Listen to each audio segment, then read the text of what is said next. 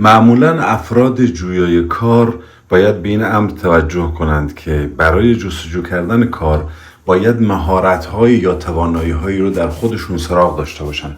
هیچ کاری نیست که بدون اینکه شما مهارت، تجربه و یا تخصصی داشته باشین شما رو به کار بگیره. مثلا در امور گمرکی یا در امور تجارت اگر مراجعه کنیم به یک شرکتی، به یک کسی که کار حق العمل کاری انجام میدهد، به یک گمرکی یا کسانی که خدمات بازرگانی حمل و نقل انجام میدهند، اولین چیزی که از شما سوال میشود اینه که شما چه توانایی دارید؟ شما میتوانید چه باری از روی شانه من بردارید؟ چه تخصصی دارید؟ آیا تخصص به خصوصی دارید؟ ممکن است شما تخصصی در حوزه زبان داشته باشید، ممکنه تخصصی در حوزه کامپیوتر داشته باشید و یا مسلط باشید به یکی از نرم افزارهای حرفه‌ای کامپیوتر یا نرم افزارهای عمومی که قابلیت کاربرد عام داره، مثل نرم افزارهای آفیس. خب در آموزش‌های گمرکی یک امر مهم اتفاق میفته. توانایی شما رو و قدرت شما رو در ارائه خود شما، در پرزنت کردن خود شما افزایش میدهد.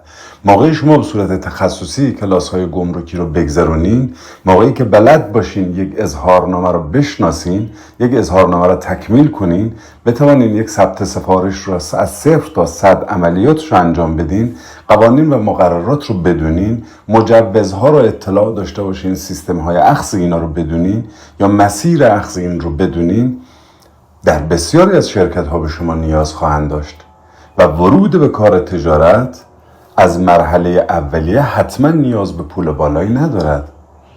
حتما نیاز به توانایی خاص، علاقمندی خاص دارد، ولی نیاز به سرمایه بالاتر ندارد. پس برای ورود به دنیای تجارت، به دنیای کسب و کار، ویژگی‌ها و توانمندی‌های خودتون رو تقویت کنید.